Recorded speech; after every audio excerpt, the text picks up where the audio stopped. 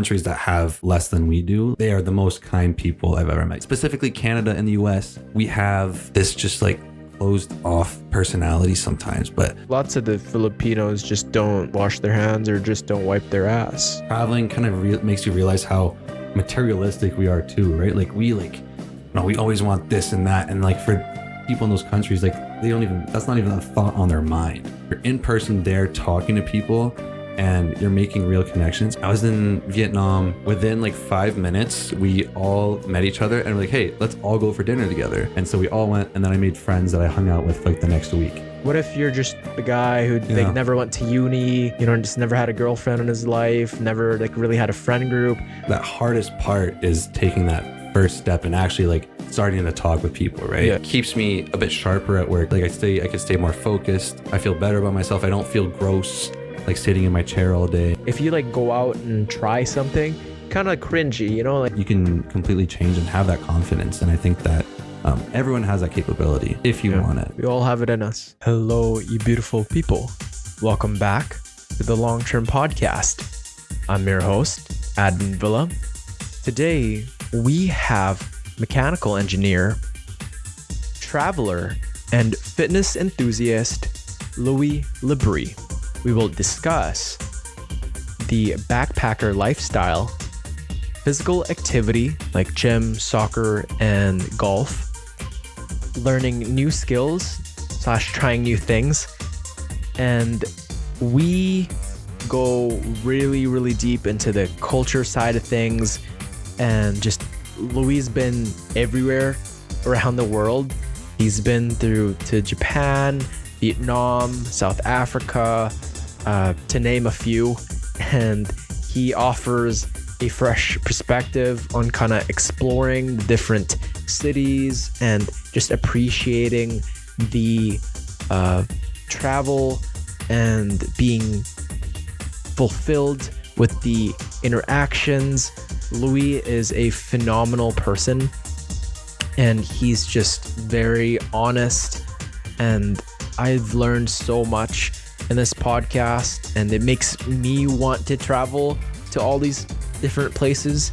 His perspective on life is very rich because he's just been everywhere and talked to so many people and explored all the different backgrounds. I'm immensely thankful for him, and I think you guys will derive a lot of value from this episode today. Everybody, welcome Louis Labrie. Labrie.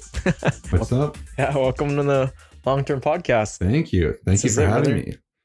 Yeah, bro. This is Louis Labrie, everyone. What's up, everyone? How's it going? Yeah, Labrie here. Labrie, yeah. So what inspired you to adopt the backpacker lifestyle, and how has that influenced your perspective on life and work? Yeah. So, I mean, maybe a little background for everybody. Like I've traveled to, I think, like 16 different countries now. My first trip, I went to Asia, I went to Japan and Vietnam and Thailand. And that first trip was like really what hooked me. And honestly, at the beginning, like I was really nervous. Like that first like trip, I was there with Mark and then my brother-in-law. There's like 7 of us for that first 2 weeks, which actually really helped because like that first like section of the trip where I was with a group, you kind of got into that lifestyle a little bit and you got to meet people and stuff. And then they left and then I was completely on my own and I was kind of stressed for like how that was going to go. Right. But then I like fell in love with it like right away. Like everyone's just so friendly. Like everyone is super open-minded. And I love the fact that you can kind of just do like whatever you want, right? Like you can do A or B, and then as you're meeting people, they'll be like, hey, I'm doing this today. Do you want to come join me? And then on other days, that same group might be doing something that you don't want to do, but you can kind of just do whatever and hop around wherever you want. So I think I really liked the flexibility of it and then the freedom to do whatever you want. I think that's like I don't know. Yeah, that was like what I loved the most about it. For sure. Yeah, man. Talking to so many people, man, they say it's like every time I talk to someone backpacking around like Europe or Asia, they say it's like one of their best experiences ever. Oh, for sure. you know, Yeah. because you get to learn so much about other cultures and Hmm. like the way of life Yeah. and just the way people work. Yeah. And you meet so many people every single day, and you see so many things that are just, what? That's a thing. Like, who's the? I have a crazy story. Like that's definitely true. And I think like, especially in Vietnam, because it's like, Yeah. I think it's, yeah, third world country for sure. Like it's people that are very poor. I was on this, it's called the Ha Giang Loop. It's this motorcycle loop that you just go like for 3 or 4 days in the mountains in Vietnam. And I remember I was with my buddy and we were just riding on the back of a bike, and like every person had their own guide driving you around and stuff. And I see my buddy just kind of go off to the side of the road into this like little wooden shack. And and I like 10 minutes later, he catches back up and I ask him like, hey, why'd you stop at this like a random little shack? It's like made out of sticks, literally like sticks. And he's like, oh, that was my driver's house. He stopped and his wife gave him lunch for the next couple of days. I'm like, that's actually crazy that like people lived in like, yeah, like literally like huts. Like it's ridiculous. But it really kind of puts into perspective how like these people were so happy. Like I remember on that same loop, we were driving around this tiny little village. It was just like farms and stuff. And these little kids just running around like naked. Like they're just like having like the time of their lives, you know? They have no stress. They don't have to worry about like taxes and stuff. Like they make enough money to be happy. And I mean, they have other problems, obviously, like getting enough food on the table and stuff like that. But it's definitely eye opening. And I think that's one thing I love about traveling is learning these new cultures as well. Like going all over the place and meeting people from different environments and different cultures, and then learning as much as I can. For sure. Yeah, I'm from the Philippines, so I think from Mm-hmm. the way you described it, like little huts, it's Yeah. the same way where you see a lot of people and kind of like you don't really have your own personal space. From I don't know Mm-hmm. from in you said Vietnam, Yeah. like in the Philippines where these huts are at, it's like so close to the people living by that it's not even an actual house, right? It's like yeah, like you said Yeah. like a hut, and you don't get personal space and Mm-hmm. like winter, if there was winter there, they would all die. Yeah. Yeah. And I every time I go back to the Philippines, I call it like sobering up, because I Mm-hmm. just get to I take my life for granted in Canada because I feel like I Mm. get so intoxicated Oh, for by just sure. like I take things for granted, and I like when I like the light, even the lighting, dude, Yeah. the cleanliness of the washrooms we have, like Mm. the facility at Millennium. The gym that I went to in the Philippines, and actually I just went last year, Yeah. dude, they have no safety No precautions. cleanliness at all. Yeah, no Yeah. cleanliness. No. Everything's rusty. They don't have water fountains. You go in the washroom, there's just shit on the walls. Mhm. It's terrible. But at the same time, they're happier. You know what I mean? Like Oh, when I yeah. talk to people there, they just seem a lot more vibrant, and Mhm. they seem a lot more connected versus here. Like I don't want to think I am very connected here in the community and I love talking to people, but Yeah. there's just seems like a lot heavier the problems here. Where there, it's like yes, there are problems, and I it's actually more serious the problems there, but it feels lighter I on know. them. Do you know what I mean? Oh, 100%. Yeah. I Yeah. think that's super true. Like Mhm. traveling kind of makes you realize how materialistic we are too, right? Like we always want this and that. And like for people in those countries, like they don't even, that's not even a thought on their mind. Like Yeah. they're not even thinking about that at all. Yeah. For sure. Yeah. Yeah. Yeah. It's incredible just how we get so bogged down onto, oh, we want this, right? I want Yeah. that, I want this. But like literally that kid just wants a meal and they get excited. Like if you gift them your lunch, Yeah. that would make their entire Oh, week. yeah. Like a premium steak, bro, Mm-hmm. is something that they would die for. It's incredible. Yeah. Yeah. No, it is. I agree. It is Mhm. definitely like those people in those like countries that have less than we do. Like they are the most kind people I've ever met. Even in South America, like I was really surprised about how like much of a culture shock I actually got going to Peru and Chile.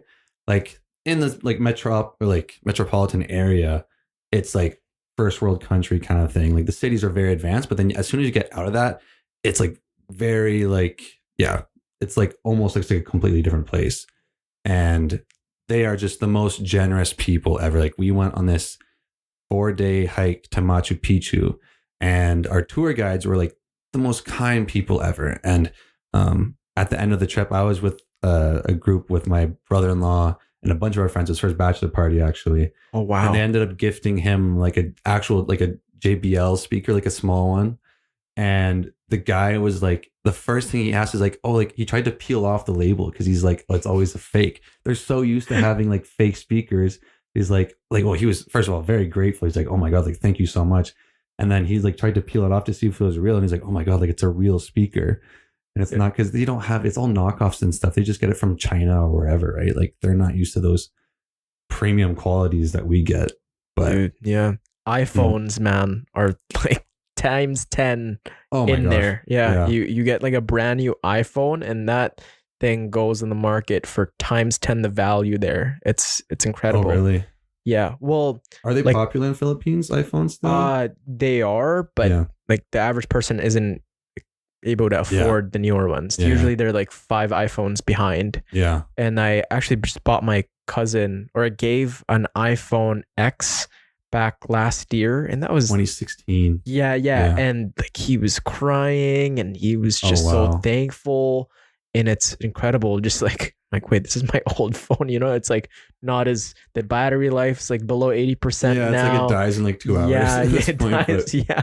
And it's just, he was just showing all his friends this, and he was just taking so many pictures. He got the 0.5, and I'm just like, wow, like it puts things really into perspective. Yeah. And just the level of cleanliness we have here too.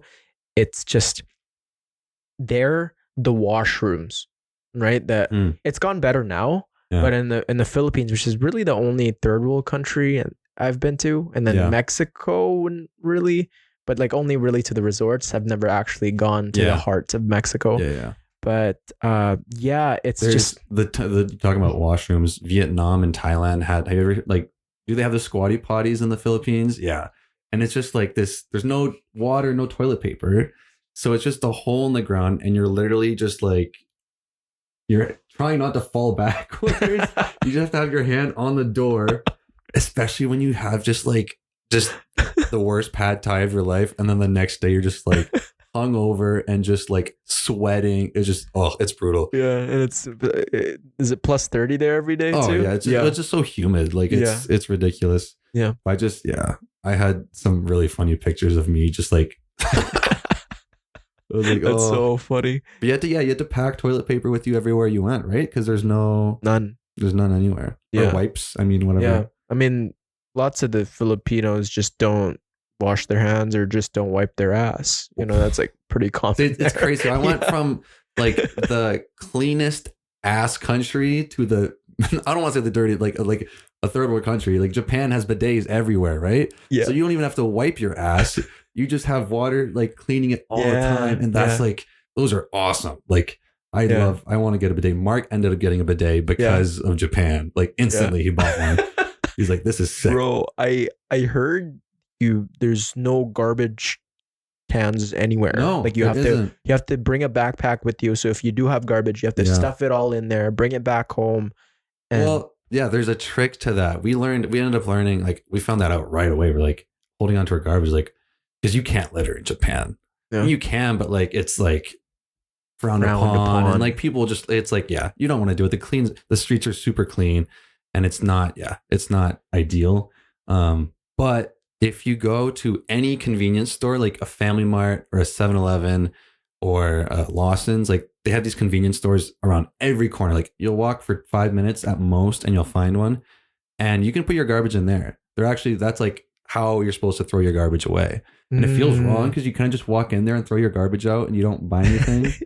You're like, I should probably buy something, but like, no, they're just like, no, that's just normal. That's what people do. Okay. Yeah. I'll remember that for next time. You can do, it's always good to have a bag too, like in case that you go on like a long trip and you don't find a convenience store. But it's definitely weird because like, you're like, I'm just walking in here and throwing my garbage away. Like, you do that here and people be like, what are you doing? What are you doing, man? Just like there's ones outside, you know? Yeah.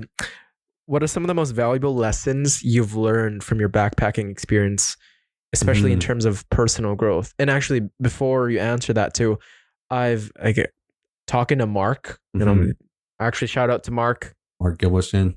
Mark He's on the Gilbertson. podcast next. Yeah, he's coming on the pod next. I know he'll be listening to this. He said, Louis, man, like before you went on the backpacking, it's just a lot different. And then after he got back, you know, he was just this changed man. I'm like, I never got to meet that version of Louis, I guess. I think it's weird because when I'm here for a long time, I feel like I kind of settle back into that. Like I can be kind of grumpy and quiet sometimes, but like, I think especially after that trip to Japan, I was so like friendly and outgoing and way more sociable and just like happier in general. But I think the biggest thing I learned from it was just being open-minded. Like you meet so many people, like I were talking about, so many people from different walks of life that like have all these different backgrounds. And I think what I love the most about the backpacker lifestyle, I didn't even mention this, but like everyone is just so open-minded and like no judgment at all, right? Like here it's tough because it's so cliquey and people are very quick to judge anyone, right? Like especially with like stuff you see on like Instagram, social media. Like you travel, you're not on social media, you're not on your phone, you're in person there talking to people and you're making real connections, and people are like just no judgment. Like I would just walk up to a random group of people like, hey, can I have like a drink with you guys? What are you guys doing tonight? I was in Vietnam and I got to my hostel and everyone else in my room was checking in. It was like a dorm with like 6 people or something. Within like 5 minutes, we all met each other and we're like, hey, let's all go for dinner together. And so we all went, and then I made friends that I hung out with like the next week. Bro, imagine if Sherwood Park was like that, hey? I know, right? Because I try not to be cliquey, but you know, you kind of within the culture, you kind of just get to follow the protocol. You can't do much about it, right? Like it's just how people are here. People are closed off. People or I wouldn't say everybody, but people are more closed off here just because of that's just how society is here. Yeah. But I think that, like when you're in that environment, when everyone's friendly and everyone's like there to party and have fun, it's like, I mean, it's the same here when you're going out to bars and stuff usually, right? Like people are a lot friendlier, I'd say, when they're drinking and stuff, obviously. Like you go to the Oilers watch parties and everything. Like, did you go to a couple of those this year? No, I didn't. You didn't? No, I was podcasting. Oh, man. Yeah, but those are fun. And like you get to meet people and everyone's just having a good time. It's the same kind of vibe. Like it's just like a giant Oilers watch party, like forever. But like even when you're sober, kind of a thing. But yeah, it's just the best because everyone's super friendly and you make friends everywhere you go. And I like it's just frowned upon if you strike up a random conversation with someone on the bus here. Like I still do it, man. I actually like for my first, second, third year now, or fourth year starting up at the U of A, I just do it. Like and for majority of people, right?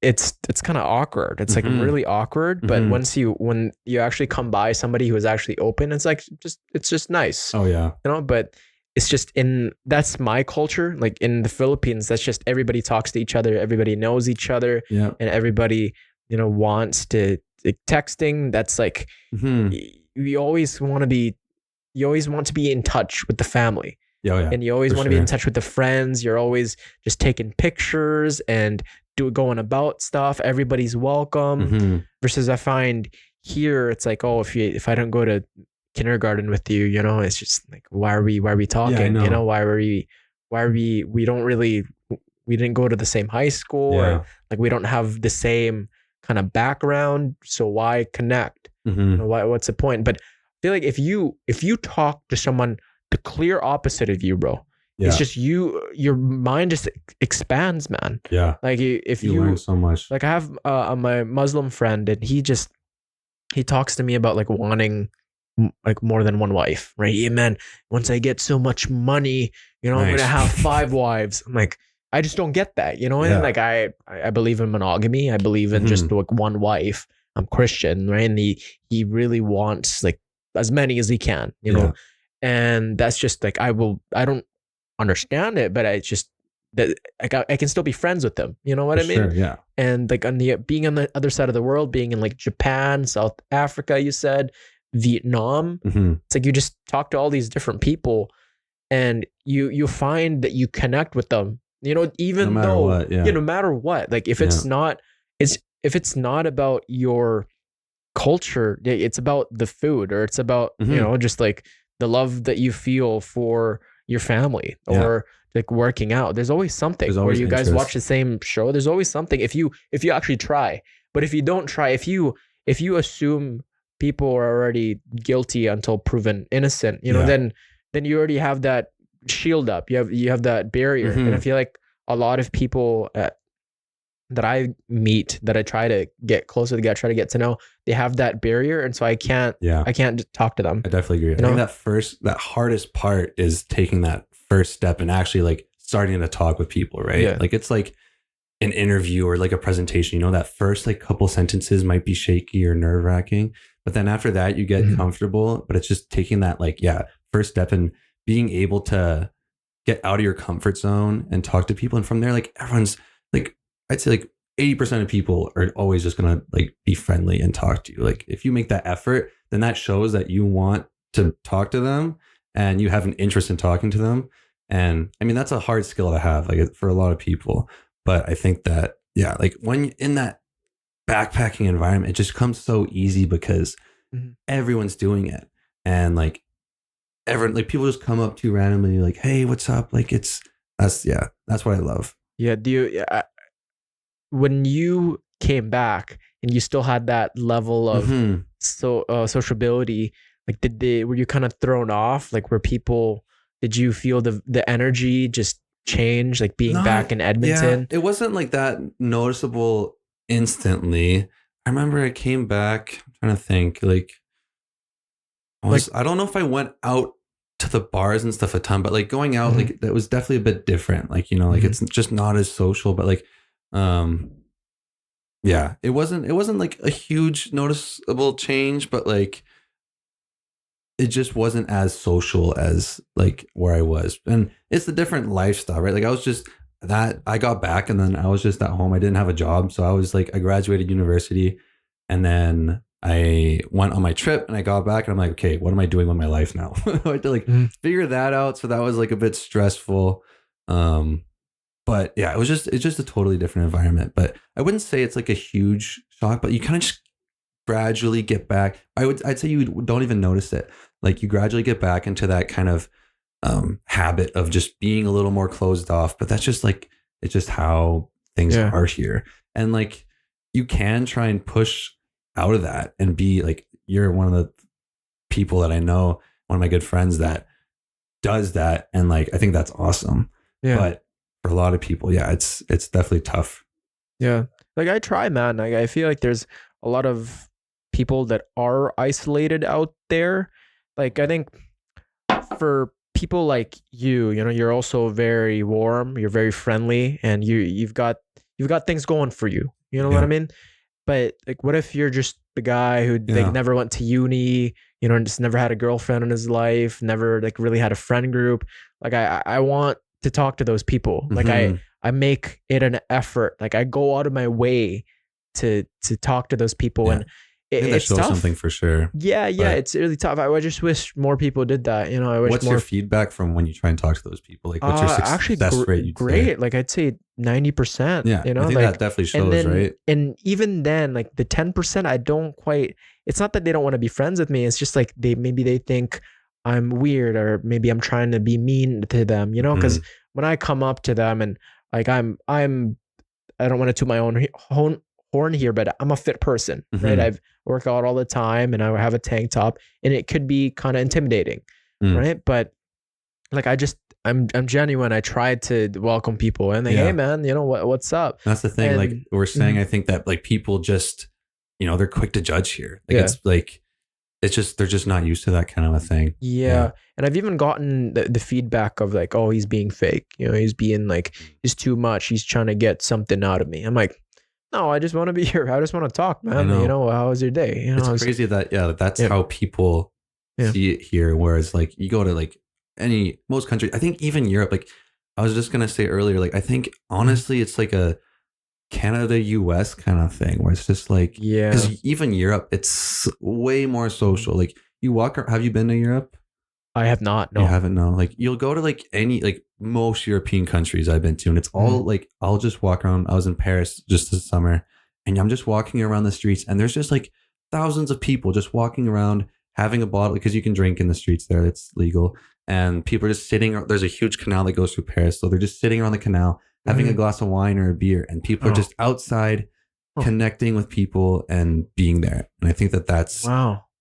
That's it's incredible. just like completely different. And I think that, um, yeah, like it's just, it's weird that in specifically Canada and the US, we have this just like closed off Yeah. personality sometimes. But, it's just, I think it's just, yeah, social norms here. And it's just, well, especially, it might honestly be the weather too. That could have an Could be. impact, right? Because Yeah. we only have like 4 months of good weather a year. And like in those other countries, people go out. And I think Edmonton is actually really good for being outside because we only get like 4 months of summer. But like if we had more like outdoor in that, I think because of our long winters, there's not that many outdoor activities to do, right? There's not a ton. We have a bunch of festivals, but like it's just less normal to be outside all the time than Yeah. in those other Yeah. countries, I think. The sun makes a huge difference, man. For The sure. sun. Yeah, I know. Just my mood around June, like around June, July, August, just is Way. so much more fulfilling. I feel Mhm. more rejuvenated Yeah. versus all the other months. You know, Mhm. I don't feel as good. You know, I don't Yeah. feel as motivated to do the things that Yeah. Do you follow that Andrew Huberman advice I do. to 5 minutes of get 5 minutes sunlight of sun in the all the morning? time. Yeah. I turn this on, like the lighting we have for here. Oh, really? I first thing I do in the morning is since I wake up super early at like Your 5 banana a.m. peel first, and then Yeah, and then the tape on the mouth, you know, yeah, yeah, the cold water in the face yeah, with yeah, that blue everything. bottle. What does that even do, I, man? I, I don't know.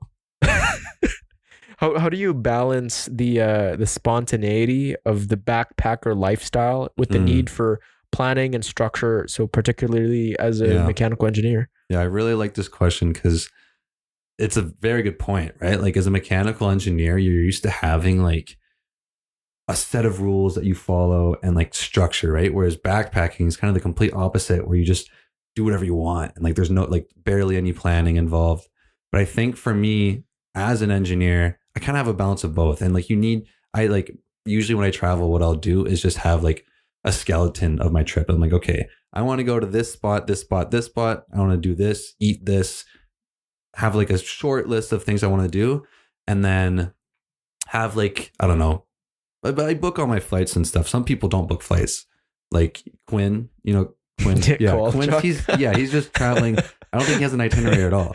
Like for me, I don't know. I think I could do that, but like, I mean, as long as money isn't as big of an issue, then yeah, for sure, I would love to do that kind of a trip. But yeah, it's interesting because yeah, as an engineer, I do need to have some structure in mind. So yeah, like I'll book my flights, I'll book general areas of where I want to go. But then once I get there, I stay in hostels and I meet people. And if someone's like, hey, I know this really cool spot or this really good restaurant, let's go there. I'm like, yeah, let's do it.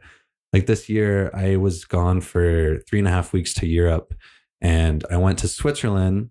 It was just a bucket list item for me, and I barely planned any of it. And then I ended up, one of my friends is there, and then I met a couple people that, yeah, she basically planned like most of my trip while I was there. And yeah, like that kind of a thing. Like it's just nice to have that flexibility and do whatever you want, right? But then I think the same applies to engineering as well. Right? Like as an engineer, you like some, I don't know, maybe give me an impression of what like a like stereotypical engineer is. And like what made you ask that question? I guess they're usually, you know, have a routine. They Mhm. study long hours. They probably go to bed on time. They're probably, you know, they have A's. A lot of them are high Oh, man. achievers. I don't know how many engineers you've met. But like maybe before that program, maybe they were getting like they were like every Like in high school engineer staff, I've met, they're usually the smart kid. Yeah. But like you throw them amongst all the other smart kids, right? There's going to be a hierarchy, but usually they're high achievers. They want to do For sure. good, but yeah, lots and lots of structure. And so I don't typically meet engineers that are backpackers. You know what I mean? It's actually surprising because like I think most of my friends from maybe it's just my friend group, but a lot of my engineering friends that I went to school with love to travel. And I think it's because as an engineer, you need to be flexible, right?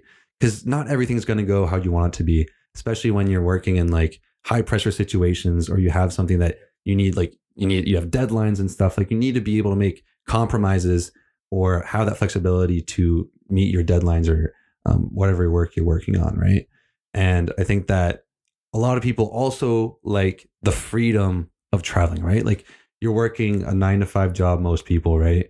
And you're like doing not the same thing. Engineering is great because you're doing different stuff every day and you're always kind of pushing the limits and trying to strive as much as you can. But having that, for me anyways, that mental break of just going on a trip and like doing whatever I want to do, like that's awesome. And you kind of have that freedom of flexibility, right? Because you don't always get that with engineering, but you do need to be flexible at the same time while you're working because not everything goes as you plan it to go. Yeah, true. So before we move on to the second topic, what's the greatest lesson you've learned from all the countries you've been in and talking to all these people and being in the flights in and out? Like, biggest lesson, I think taking the time to like just learn the culture and like stop in the moment and appreciate where you are. That's like a big thing for me. And it's something I especially did on my last trip. When I was in Switzerland, a big part of why I went was for the hikes and stuff. Oh, yeah. I just started kind of getting into hikes because I went to Machu Picchu last year. And that was like some of the best days of my life. And those were unreal scenes. Like you went from like jungle to mountains to like desert, like a couple of days later. It's just like, it's ridiculous. But then I went to Switzerland and I went on top of this hike. It's actually kind of a crazy story, but long story short, it was super rainy, super cloudy in the morning. I was like, man, I'm going to have like shit all for a view. Like I'm not going to get any nice views. I get to the top of the mountain and it's still cloudy. I can barely see anything. And then I wait like an extra 30 minutes. I'm like, okay, don't have anything else to do today. I'm just going to wait, stay here, like enjoy where I am. Like don't feel rushed. And then all of a sudden the clouds broke, the sun pierced through, and it literally gave me like the most beautiful view like I've ever seen. Like as if on cue, man. Oh, yeah. And it was just gorgeous. Like it was like, and I stood there, I FaceTimed my mom and I FaceTimed my dad. It was like 5 a.m. here when I called them. Like, Mom, you need to see this. Like, I'm sure it was really blurry for them. Like not as nice, but like, and I took some gorgeous pictures, but like, it's not anything close to compare to what it was to be there in person. And I stood there for an hour just taking it all in. It's incredible, man. Like it's tough for people nowadays. Personally, for me too, to be present, to be truly present. Yeah. And when you work hard towards something, and then you're finally on top there, and as if on cue, just the curtains they open up, and there's this sun comes out, and the view is just there, and you're immersed in there. Oh yeah, and you just want to. Yeah, it's funny that you mentioned that too. It's just when you experience something so phenomenal, so magnificent, you want to share it with other people, right? I feel like I always have a bunch of buddies who, like, every time they watch a good show, they're like, yeah, you got to watch it, man. Yeah. I feel like it's going to change your life. Nature. It just feels so, when you find something, you just want to share it. Like, hey, do this. You know, I've been to this country. Come with me. It's just so fulfilling to be able to share. I think it's just part of human nature, right? Like you want to, like, it's just human nature to feel like you need to share these experiences with your friends. Like I remember I was sending videos to my boys back home in our group chat and just sending like videos of like how gorgeous it was, and nobody snapped back. But at the same time, I was like, man, like it'd be sick if you guys were here right now. I always, every time I go somewhere and like man, it'd be this would be so much better Mm-hmm. with my friend Adri, my best friend. And it's just like you can just envision talking to them here if they were here. Yeah. It'd Oh be yeah. a shared joy is double the joy. Yeah. A shared sorrow is half a sorrow. So just everything's better with people. For sure. I agree. Yeah. Yeah. I've got one more thing actually before you move Mhm. on, but another thing, I think this is this was huge for me kind of learning. I feel like a lot of people when they travel, they're in such a rush, right? Like people that create those itinerary, like travel vacations, it's like they have like things planned out to the hour or whatever, which works for some people. Like totally, I understand that. Like people want to see all this stuff, but like a lot of times I've honestly been like, you go to the Eiffel Tower, you're like, okay, now what? Like you're kind of just Yeah. there. It's like it's great to see it, but like I don't know, like it's just my biggest thing I think is just not to be in a rush. Like people kind of just go and do things just to do it, kind of a thing. Like just try and enjoy and be in the moment. Kind of like what we were saying before, but Yeah. another thing as well.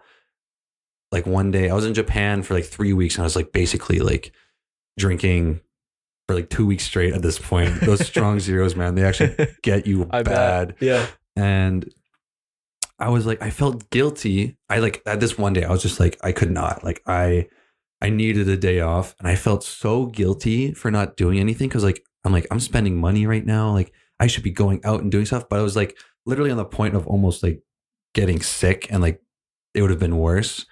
But I think taking those days off, especially if you're backpacking, like don't be afraid to just take a chill night, like slow down, like focus on yourself, like don't feel guilty about not doing anything and just have a night to yourself or whatever, right? Yeah. Like when you get to the Eiffel Tower, you gotta reflect on what that means to you, what it means to be there. Yeah. Like you actually formulated a plan to be able to pack up, to book a hotel Yeah. and to interact with people, to navigate kind of the field and the to arrange it Mhm. if you're going with friends and to find a date. And then like when you're there, like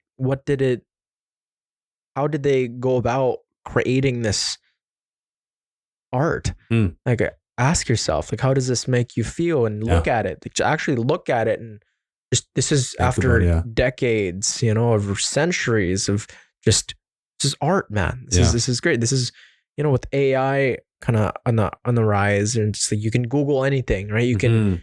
if you really wanted to, like there's a picture of it all. And Yeah. but like being there, you're there, and then also taking the time to just relax. You're not like For sure. you're there to decompress and to make life more enjoyable. Mhm. And why like you're adding productivity to the vacation, which a lot of people do. I know I'm also like that. We're like, oh, I'm on vacation, I need to enjoy myself. But what does that Yeah. even mean? Yeah, for sure. Like just go with your intuition. Like be like a child, Yeah. I always just curious. just follow that. And if you don't feel curious that day, if you're sick, then Yeah. take a day off, just Exactly. chill, go on the meditate a little bit. Yeah, no, exactly. I think that's a great point. And I think that taking the time to like also appreciate all the planning that you took to actually get there. Like, I feel like for sometimes, I mean, this is myself included. I'd say that sometimes you have all this planning. It's like, okay, yeah, I'm going to go see the Eiffel Tower or the Statue of Liberty or whatever. And it's like, you get there, it's like, okay, like some people are quick to just be like, okay, like that's it. Like they don't take the time to just really realize all the effort and time that you put yourself into getting there, and really appreciating where you are. Mm-hmm. So how do you incorporate a variety of physical activities like gym workouts, soccer, and golf into your routine? Mm-hmm. And what benefits do each bring? Yeah. So I love just like, I think my whole life, I've always just played kind of like every sport. I love just learning new sports and everything. Like you said, I think the main ones I play are soccer, golf. In the winter, I do snowboarding, and then I'll just go to the gym, like 3 times a week, and sometimes I'll go for a run as well. But I love sport and just exercising, honestly, for the social aspect of it. Like I think that with the gym and stuff, I'll see you, I'll see Devin, Juan, Quinn, Mark, like all my friends. And like sometimes you're there for like an hour and a half, 2 hours, even though you should probably only been there for like 45 minutes. Yeah. But it's just like, I'm a very social person. I'm like very much the definition of an extrovert because I gain energy being around people. And like, if I'm by myself, I kind of like drain myself.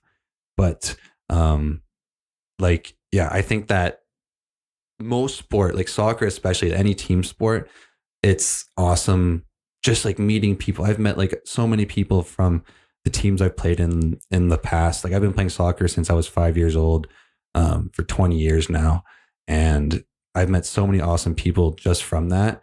And it's also a great way, like soccer, you get your cardio in, right? Like you actually get to use the muscles that I work out at the gym. And like my workouts at the gym actually have a purpose to play soccer or to play golf or whatever it is I'm doing, right?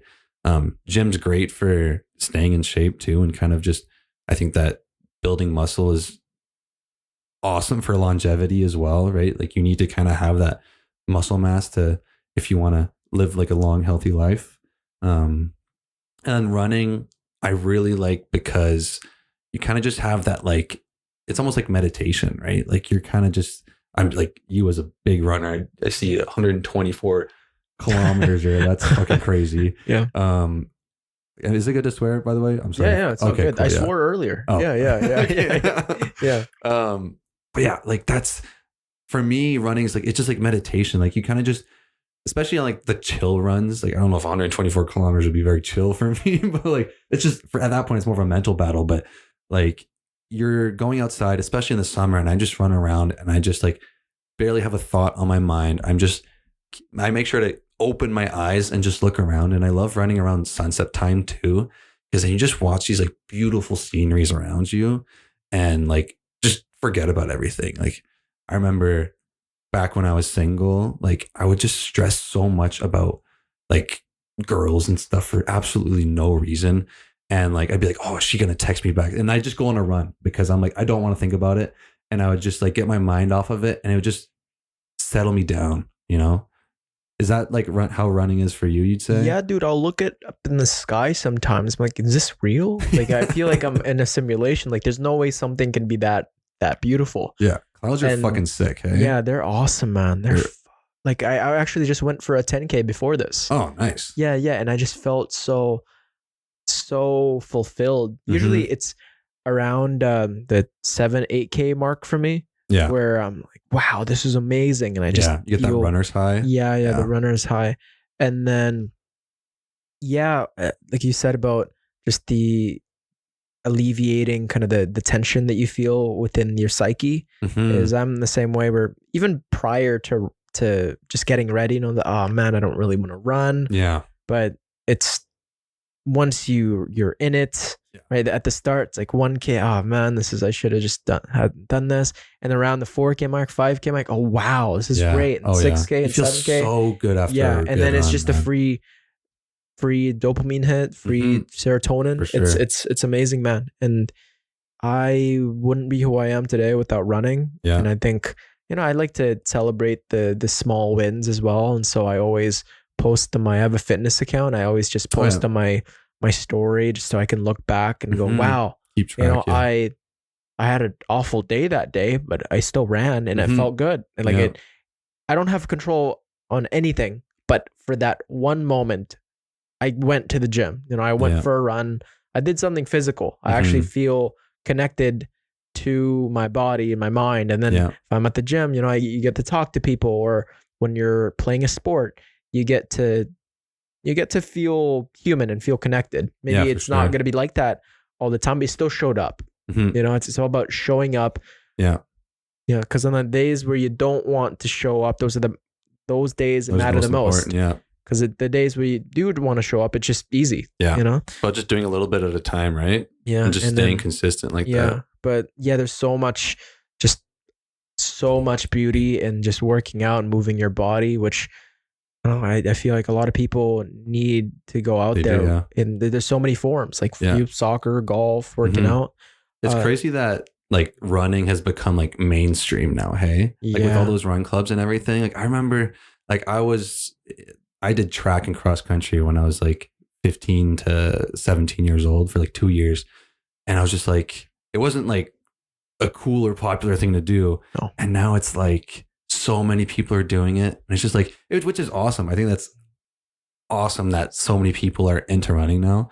But it's just weird that like it just pivoted out of nowhere. Bro, I have some friends in the Philippines, man, and they're running halves and full marathons there. And maybe it's my an age cousin thing too, but yeah, I don't know. It's crazy though, because when I do hear, I listen to the Huberman podcast, and they say the world's becoming more sedentary, and then more of Gen Z, they're more on their phone than in being in real life. Yeah. But I wonder, it's just because we're usually the types of people that run and to work out, and so we're around those people. We don't spend time with the people that don't do that, because that's in our algorithm. You know, like when you say it's mainstream, it's just because all your friends who usually would work out, you know, because you and I wouldn't be in contact if I didn't go to the gym, if you weren't a fit guy, if I wasn't a fit person, you know. But I think maybe for just the people that don't go to the gym, right? Maybe it's like health is like the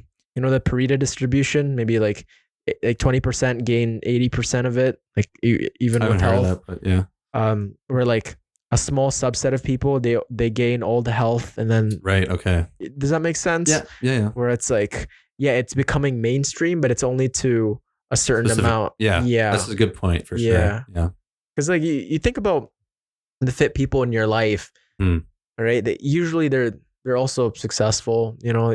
They're also the ones who have a lot of friends. Usually they're educated. So it's like a winner take all, you know. It sucks, but I think like success builds onto success. Failure breeds failure, you know? Which sucks. I wish it wasn't like that, but that's kind of, you know, you have to really surround yourself with people that you don't want to uplift you. Yeah, no, for sure. You want to surround yourself around, and that's natural to happen, right? Like you're going to surround yourself with people that you have similar interests with and everything. So how does your fitness regime complement your professional life as a mechanical engineer, and what role does physical activity play in maintaining work-life balance? Yeah, I think that as an engineer, like as a person that works, I work like 7:30 to 4 every day.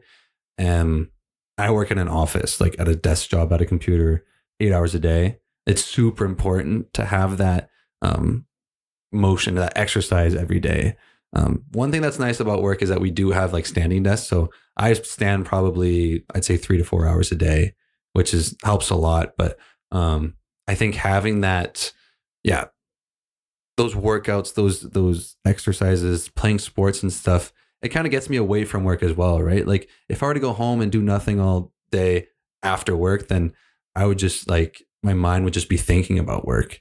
And like having those extracurricular activities, like I get to kind of just forget about it and focus on something else. Like, and it's something to look forward to as well. But I also think that working out at work, or not at work, working out keeps me a bit sharper at work too, right? Like I could stay more focused. I feel better about myself. I don't feel gross, like sitting in my chair all day. Like I feel like, especially with the standing desk, I think that that's a really nice touch that my office has. But you know, you feel comfortable and you're kind of in a good spot. And I think that, having that exercise, you feel a lot better for sure. Yeah. I always tell my family and my friends that, hey, I don't work out for me, man. You know, like this is for you, right? This is so I don't blow up at you. This is so I'm calm, so I can give more back. And like to an extent, like I'm joking, like I'm half joking, but like, you're right. Where like even with work, like when you work out, I'm sure the productivity is just 10x, or maybe not 10x, but it's exponentially higher. You know? Yeah, for sure. Heavens to Betsy. And actually, if you turn the mic, there we go. There we go. Where's the thing? Is it right here? Yeah. Check. Sure. Can you beatbox? Dude, I tried, man. Let's hear it. Guts. What about you? I was laughing though. I'm not that. I had this one summer where I just like beatboxed on my spot. Yeah. Okay, let's see. Let's see what I got.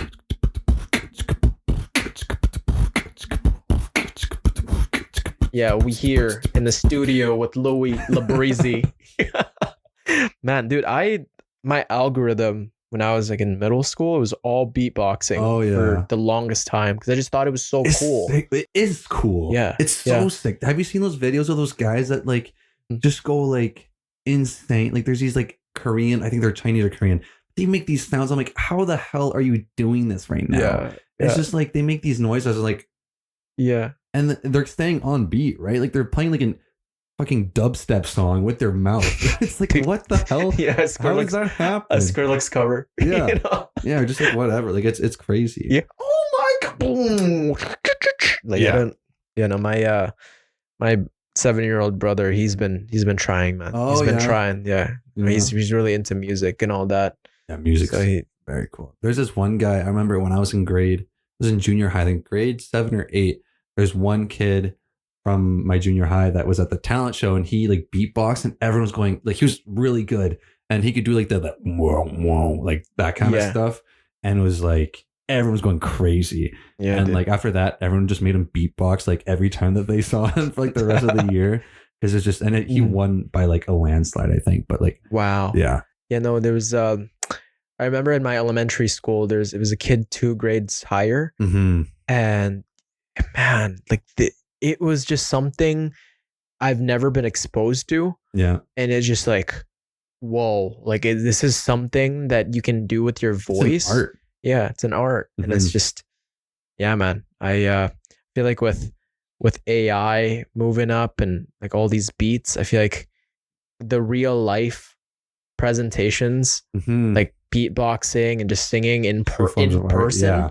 it's gonna be so much more valuable. Oh yeah. And even I've heard so many people within AI say this, or people that have made who are involved in ChatGPT or like the different AI platforms, Mm-hmm. are you won't know what's real or what's not anymore. Like who knows that person on YouTube who's beatboxing is just editing, Yeah. you know? True. And so, but How do who you trust knows? anything? Right. And who knows if that person actually went to Paris or that person actually Yeah. hit that run? Is that even a person? Yeah. It's scary, dude. So people actually, when you see them in person, it'll become more valuable, Mhm. you know, or when people talk about you, like, hey, like this is the way to confirm that, oh, you actually went to Paris is if you were with a buddy or if you talked to someone Yeah. there, or For sure. like the value onto real life kind of interactions Mhm. is going to be exponentially higher as the more AI advances. But at the same time, it's like, you know what experiences you live through, right? Like, Mhm. especially with social media, like, why do you need to necessarily prove? I Mhm. mean, I'm guilty myself. I post on social media, like, I like whenever I travel, I'll post pictures of where I go. But it's a good point. Like, how do people know if you really were there or when you were there? But like at the same time, I think the most important thing is your own experiences, right? Like, it doesn't matter what if people think that you've been there or not, right? Like, it's the most important thing is that you were there and you got to experience those things. But I do think, yeah, it's a great point. Like, having those in-person experiences is way more valuable than anything else. Yeah. And then the level of authenticity too. Like if you Mhm. went to Paris, and let's say I was lying about going to Paris, Yeah. we have a conversation on it, you can just tell that I'm bullshitting. Mhm. There's this person at work that just says some stuff that, you know, why would you say that? It's not quite, Yeah.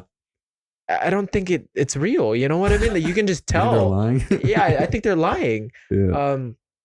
And I don't want to call them out or anything. It's just like, it's not worth it. But Yeah. you can just tell when someone's not being authentic. Yeah. You know, it's just, I feel like we're wired to do that. It's like a sense. Maybe I know that I've also read studies that we're not good at detecting or for like calling out lies. Calling out for sure. Yeah, Yeah. but I think you can just sense when someone's not trustworthy. Yeah. You know what I mean? It doesn't add up. Yeah. I don't see the point. Yeah, and there's no point. You're just trying to impress someone. Yeah. If you know you yourself, you went there, you had a good experience. Mhm. Yes, you post about it, but it's for you. Yeah. You know what I mean? It's it's for you. That happened Yeah. for you. Yeah. And I think Yeah. the reason that like I post and that other people post is also for you. It's like you just want to show that you've been to these places and like, oh, look, like I got to do this, I got to do this. And like it's that same kind of thing that we're talking about before about sharing that social experience. Like you want, like, you travel and you wish that your friends were there. Like you want to experience it with somebody. Social media is kind of the same thing where you want to share that with other people and share it in a way through pictures with other people and videos and whatever, right? Yeah, because you can look at that and go, oh man, I could be there. I could be, or you could look at that like, hey, Louis is actually in Paris. Good for him. I'm happy for him. Yeah. Right. It takes a little bit of like kind of framework and kind of mental jiu-jitsu. Yeah. But eventually you can be happy for someone. Yeah. Like you can actually genuinely, if you try hard enough, like it's tough because there's always going to be that side of you that goes, I want to be there. That should be me. But you can fight that and you can reframe your mindset. Yeah. Right. And instead of just pointing at people and blaming them for the things that have happened in your life or the things that don't come out to be like, take inspiration from that. Be like, okay, I can be there one day. Yeah. I'm going to ask him. Maybe I'll message him. Yeah. Like there's so much opportunity out there. We're so much more connected and easy access. Yeah. That you can just message, hey, how'd you do it? Don't judge, just learn. Yeah. Yeah. So can you share any tips for staying consistent with physical activity while managing a busy travel schedule? I think, the biggest thing, like I was saying a little bit earlier, a big thing, I like to just mix it up once in a while, right? Sometimes the gym, doing the same thing over and over, especially for me, some people love having that consistent routine, right? And I love a routine, but I will just pivot into different activities. So instead of, if I'm tired or I don't want to go to the gym, I'll go play golf or I'll go play tennis or pickleball. Like Mark and I, we go play squash sometimes, and that's a great workout. Like try and find ways to work out or stay active at least through other sports or means. Like even you saw my Crocs earlier. Like I play Pokemon Go still. I don't know if you've played that in the last 10 Dude, years. I used to go to Ledge with my family. Like we did that with my whole family religiously. There was like, this is before my brother was born. Wow, it's been that long. It's like 10 years ago. Yeah, almost. yeah. My brother's 7 now. Yeah. But before that, we used to go to Ledge because that's when all the high Pokemon levels were. Yeah. And that's where everybody was. Yeah. Did you ever go? I went to festival. I don't think I ever went to the Ledge. Dude, back in Ledge was crazy, man. Every time there'd be a rare Pokemon that spawned, there'd be so many people that would swarm to that area. When there's already so many people all around. Yeah. But when like a high rare Charizard evolved came up, it's just like even like an Eevee or like those days were crazy. Yeah. But no, like so I was saying, even with Pokemon Go, like I'll go and just like go for a walk or like just go outside. Like I was house sitting my sister's place. She lives right around here too. And I just went a walk for like a 5-kilometer walk, got my steps in, got like 12,000 steps in. Just like I was playing Pokemon Go, like on my phone, like make it easy for yourself, right? Like do like little things, like just go outside and like do something. Like played tennis last week, and it's not like the best. It's not as good as a workout like going to the gym, but at least you're going out and doing something, right? Yeah, true. It's like a little bit can go a long way as long as you're consistent with it. You make it fun. Yeah. It doesn't have to be like grit your teeth, David Goggins, Yeah. Like I feel like people have this misconception that working out is something that you need to dread and something that you need to willpower yourself. But yeah, it could just be downloading Pokemon Go and going for little 5K, It's just get your steps in, and you didn't really have to try. No, you don't. Yeah. It's you can make it very easy for yourself. I think for me, working out is just staying at a level where I can do the things I want to do and like travel and go on hikes and everything. I don't necessarily need to be like 195 pure lean muscle, but and I love like doing new sports. Like I said, like squash, and then like I did bouldering like once a week, like a year ago. And then I even took boxing a year ago. I went to like Kingdom MMA for like 2 months. um, crazy expensive, but like you get such a good workout out of that kind of stuff, and just like learn new like skills and activities and stuff. Yeah. Yeah, novelty, man. Hmm. We all just want to experience life. You know, there's so many things they do that even after 100 years, you're still gonna find things Oh that are yeah. new. Hmm. You know, but you won't have the mental, physical fortitude to do so. Yeah. So yeah, just it's finite. So try to make it as enjoyable as Yeah. possible. No, exactly. Yeah. Just Mhm. do a little bit every day and get what you can in. Yeah. Hmm. And this is actually a great segue. As someone who enjoys learning new skills, Hmm. what strategies do you use to pick up and master them efficiently? That's a good question. I think mm, just being curious, like and open minded, you know, like always have that ambition to learn. And instead of being quick to judge, like we've been talking all day today, like have that open mindedness to see, oh, what is this guy doing? Or like what instrument is he playing? Like that kind of a thing. And instead of, you know, being like, oh, that's like weird, or that's like not something I would do normally, like have that curious mindset and ask questions, like ask as many questions as you can and have that open-mindedness. I think that that's a really good, it may be difficult skill to get good at, but being curious like could never be necessarily a bad thing, I don't think. Well, like, Yeah. sometimes. Yeah, yeah. Too curious. You've asked me Fuck around six. and find out. Yeah. Yeah. You asked me 6 questions already, asking the same thing. You know, listen, actually listen. But yeah, I feel like a lot of people just are scared to feel stupid. You know, but Yeah, like, no, that's a yeah, good point. I yeah, think that yeah, that's a tough obstacle to overcome, but yeah, I think for me anyways, that's what's helped me is just yeah, being curious and learn as much as I can as I'm going. And then I don't know, maybe it's just kind of my mm, myself as a person or my mentality is I always want to keep learning. So like with new skills, that's like a good way for me to like learn new cultures. Like for example, during COVID, I learned a bit of Japanese, which is the reason why I went to Japan because I wanted to go and practice my language while I was there. And then it just transformed me into like a completely different path. And yeah, it was just yeah. awesome. Well, yeah. You only feel stupid once though, because after you learn it, you know, Hmm. then you don't have to ask it again, or you don't have to research that again. You don't have to keep practicing it. Yeah. Right? Like, I feel like there's also this cringe thing that our society has. Yeah. I don't know if it's just it's Sherwood Park, Edmonton, where if you like go out and try something, kind of cringy, you know, like oh, Yeah. why am I gonna try out boxing or this new sport, or like, why am Hmm. I gonna try salsa dancing when you know what like other people are gonna think it's weird, you know? Or I feel like it's really cool nowadays to be able to look at things and hate on it, you know, be Yeah. cynics. Like, are you gonna try that? Nobody does that, you know. Hmm. Nobody does rock climbing. Nobody does, Yeah. you know. It's just, but you can't listen to that. You know, No. that's like, Yeah.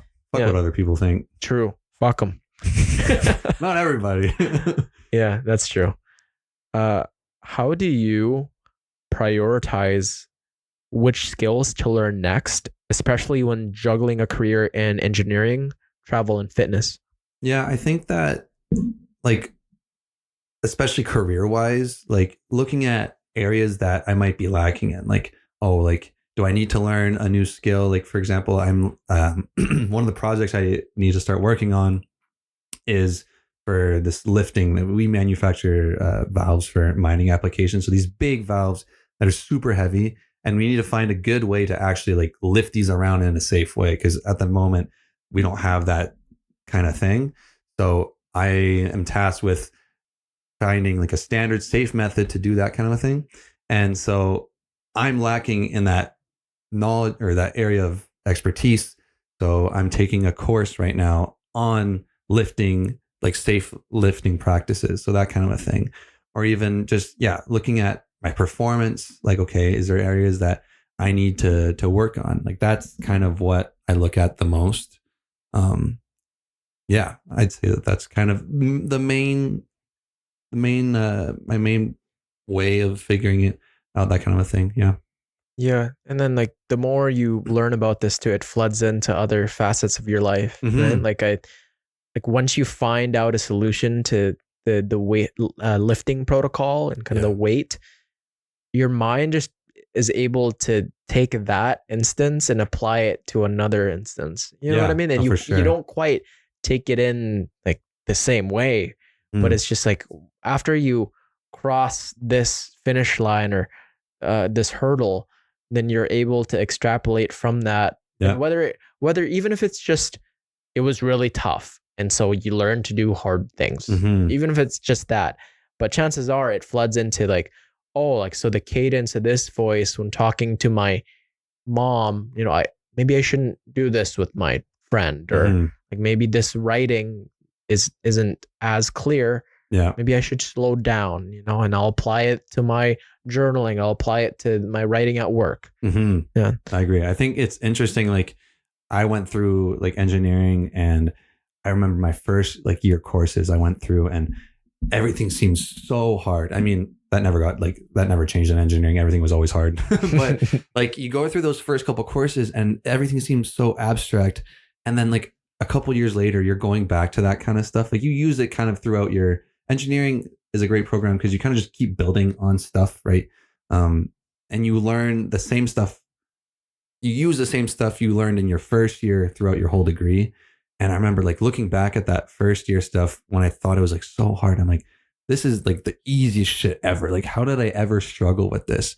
But you just keep progressing and learning more and Yeah. more. And Yeah. like it's crazy to see how much you progress. Like you're saying like taking pictures and stuff or like of your progress. Like you look back and it's amazing how much you can progress even with just like small gains at a time, right? And bro, we forget that we were at level 1 because after we hit level 50, right, we go back to level 48 and it's like, oh, it's a setback, end of the world, right? But remind yourself that we were just at level 1.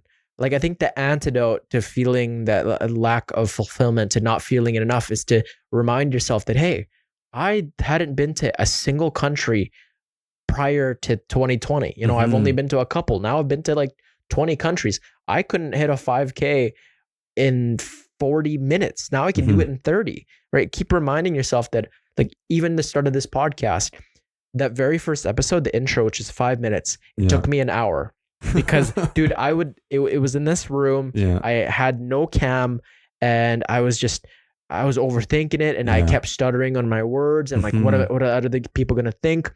I'd go back and forth to the seat where I was recording with the mic, back to my bed, and like doing this, man, and like like I was looking in the mirror and I was like, what are they gonna think of me?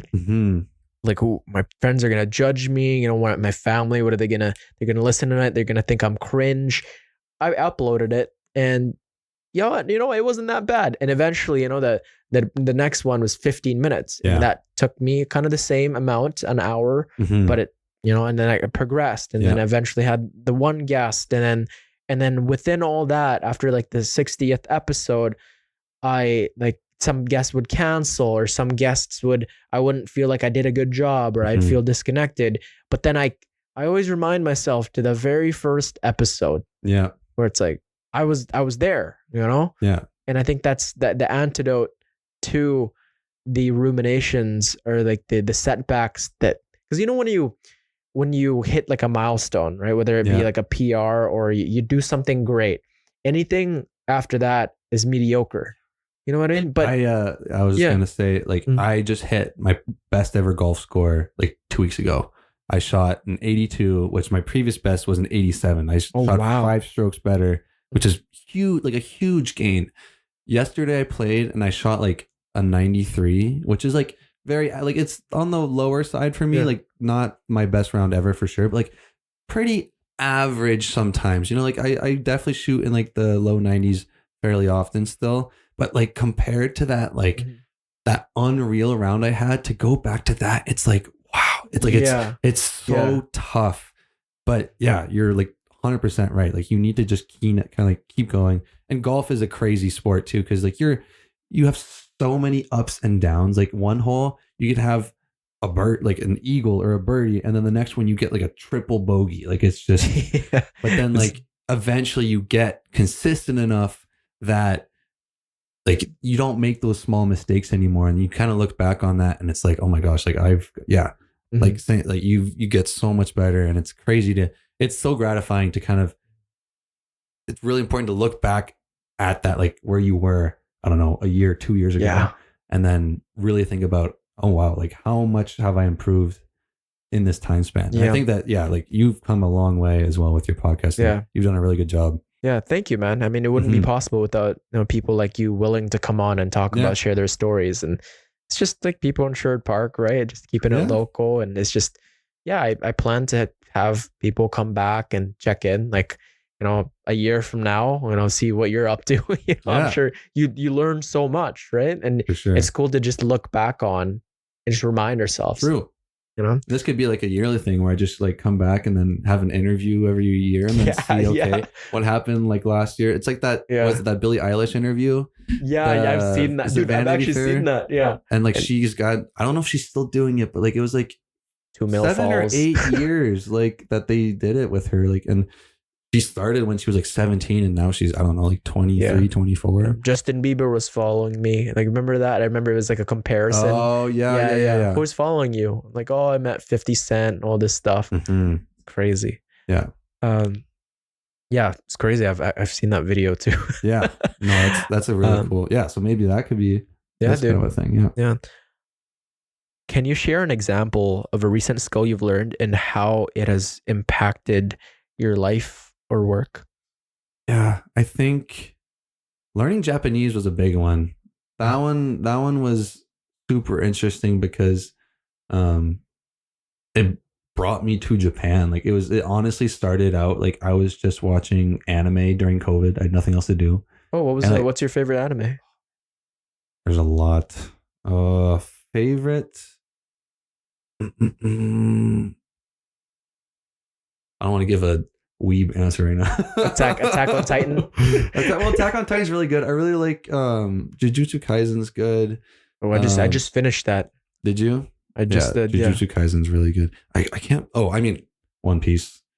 Oh wow. Yeah, I started One Piece October 2023, and I'm caught up. And I caught up like 6 months ago. So like, it took me like a year and a half to watch 1,000 episodes, which is insane. Dude, it's like, how, man? You're in like 18 months I've finished the show.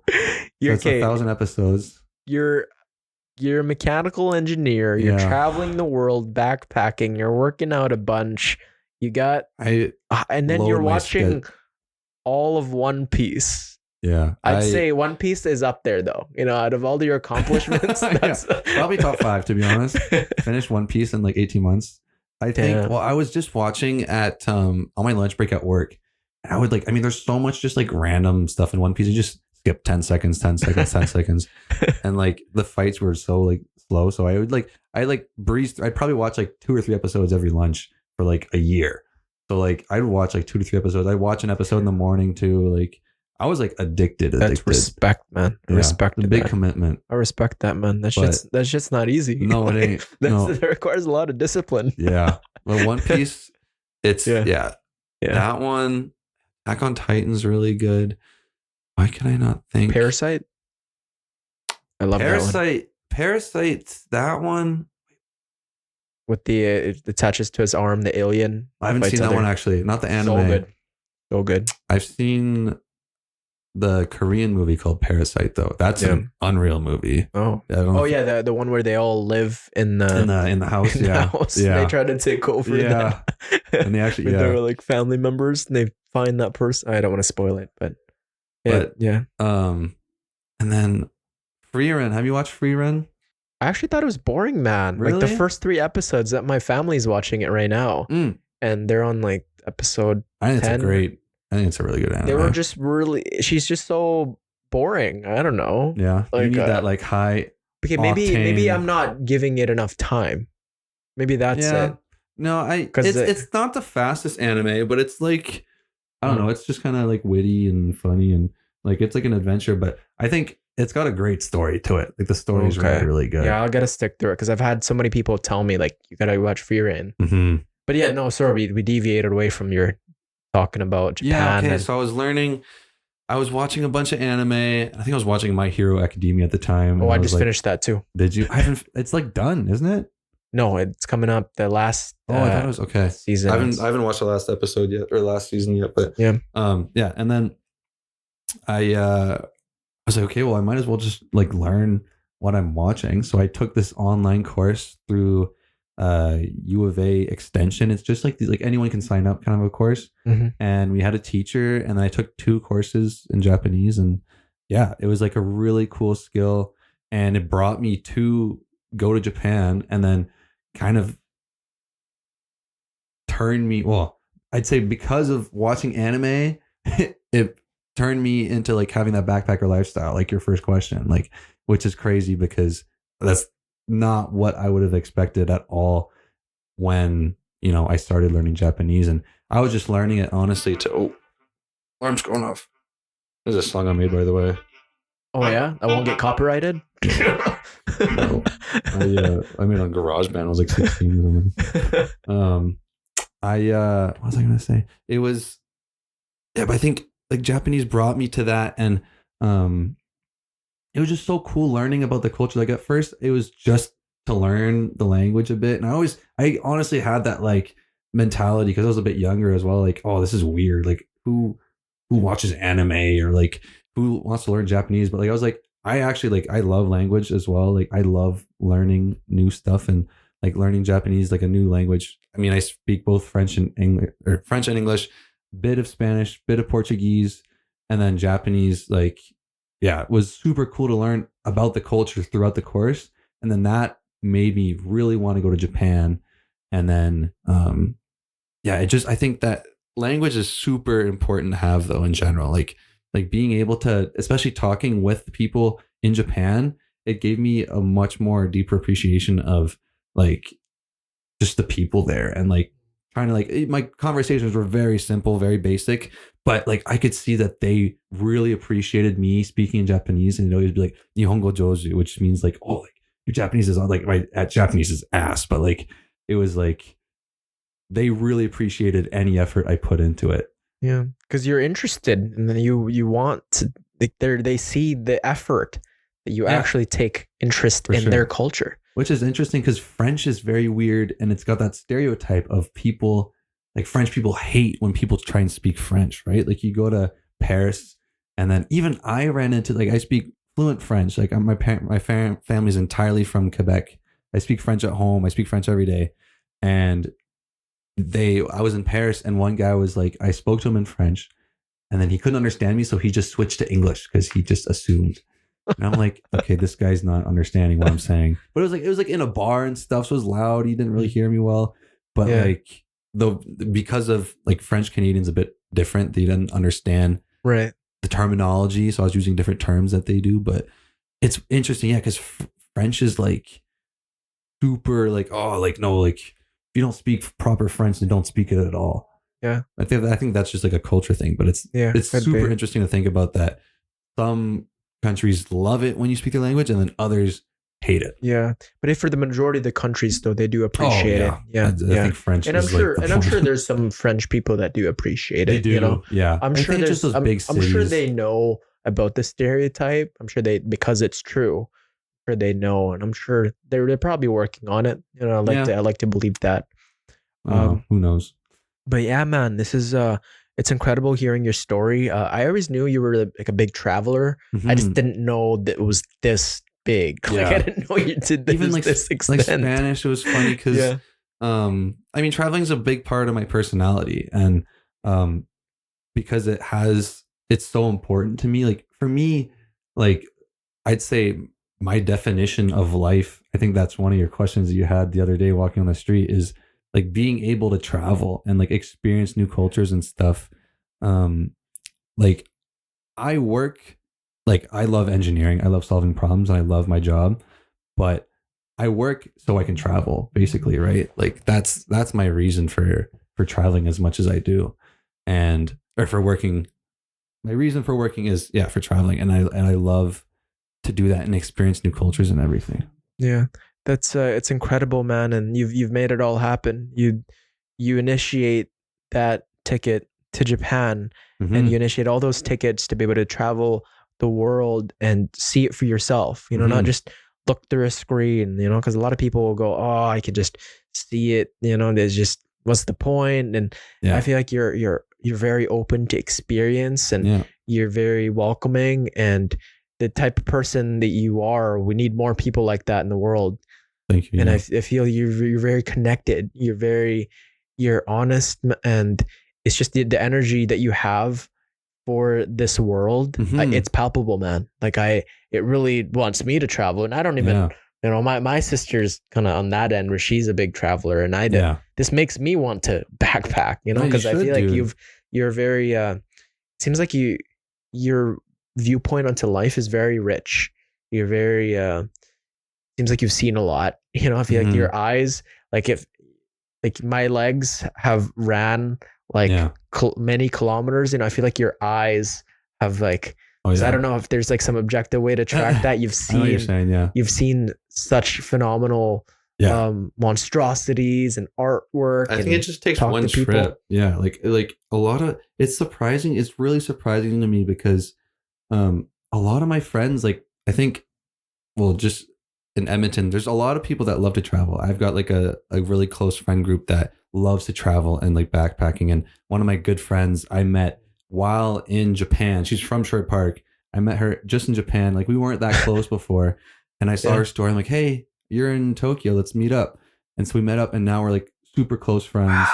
And she's got that same mentality. But a lot of other people just they don't like traveling doesn't interest them at all. Like they haven't even left like Alberta ever, which is like it's super interesting. But I think that honestly, just that first trip, like it is stressful and it's not for everyone. I will definitely Mm. say that. Like you need to be able to. I think being an extrovert helps me a lot because those crowds, like I love them. It Mm. does stress me out, but I think a big thing that I love about traveling is like taking that chaos. Like you're kind of thrown into chaos into this environment, and then being able to hone that and to control that and turn chaos into control. Like it's an awesome feeling, and you feel like pretty fucking awesome. Like I remember we went like in Japan, we got there and it's a biggest language barrier I've ever experienced. Like it's crazy. Barely anyone speaks English there. And the signs are all in Japanese. They have English, but it's like smaller and like down below. You're just confused. And Mark and I were like, we got to the airport and we're like kind of freaking out. We're like, how do we even get to our hotel right now? You had to take a train. And then within like 5 days, we like mastered the train system. Like it's such an easy system, but it's so easy to get overwhelmed at first. But then being able to, yeah, like take that and put it so that you control it. Like I love that kind of feeling as well. Dude, that's amazing. And I think this podcast is going to inspire, or this episode is going to inspire a lot of people to get out there and, Hopefully, yeah. get after it. Because I think Yeah. it's just, you've become so enriched. And thank you so much for coming on the long-term podcast Well, today, thank man. you. Thanks for having I've me. thoroughly I really enjoyed appreciate it. all your stories, dude. I want to have you more in the future, because I bet you this won't be the last time you'll, For sure, yeah, I'd love come to, on. man. And Mark is definitely joining us Yes. next time. Maybe we could give you a in-depth of our trip to Japan Dude, together. that'd be and then, dope, man. Yeah, I'd love see what that. Mark was feeling. Yeah. I think he had a bit of a different trip than he had a really good time, but I think his perspective is definitely different from mine. Because I think he's like different personality, right? Yeah, So fair. he definitely saw things differently than I did, and has a different look on it. But do you have any last words for people who might be, scared and they're in their shell? They don't want to get out there, and they feel like they, it's scary. What do you have to say to them? Yeah, I definitely understand. Like, it could be scary, it could be terrifying for sure. But I think being able to take that first step is the most important thing you can do. And trust me, you will not regret it. And if you want to make friends that last a lifetime, like I've met so many people that just through traveling that I still connect with once in a while, just on Instagram or whatever. And you won't regret any of those decisions. And even if it's just a trip to, Mexico and a resort, like even that kind of a thing, like you meet people out in the bars, you meet people like like everywhere you go, where you least expect it, and it can be very intimidating. Like I said, I was nervous and I was scared, but once you get out there, you can completely change and have that confidence. And I think that everyone has that capability if you Yeah. want it. We all have it in us. Mm-hmm. And as always, to everyone listening and watching, there is a place for you in this chaotic world. Never lose hope, strengthen your faith, and keep it long term. Louis, Labrie, everyone, Labrizi. Breezy. Thank you. Peace.